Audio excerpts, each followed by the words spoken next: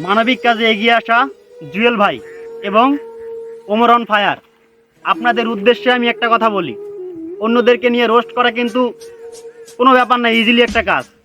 কিন্তু যেরকম thoughts of Billal ভাই একটি চ্যালেঞ্জ ছুড়ে দিয়েছিল আপনাদের উদ্দেশ্যে, 10 লক্ষ টাকা তিনি 1 সপ্তাহের মধ্যে জোগাড় করে দেবে যদি কেউ একটা টাকাও না দেয়।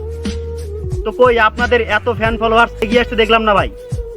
যদি সম্ভব হয় এখনও আপনারা এগিয়ে আসতে পারেন, থটস অফ বিল্লাল ভাইয়ের সঙ্গে যোগাযোগ করবেন।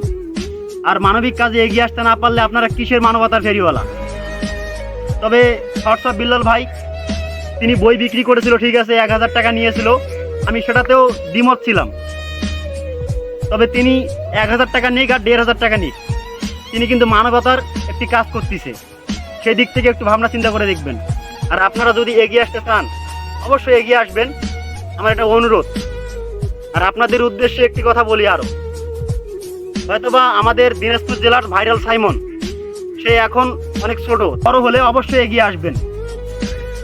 তো দেখবেন আপনারা আমার থেকে অনেক জ্ঞানী, আপনারা ভালো বোঝেন আমার থেকেও। তো ধন্যবাদ, এই বলে আমার বক্তব্যটি শেষ করলাম।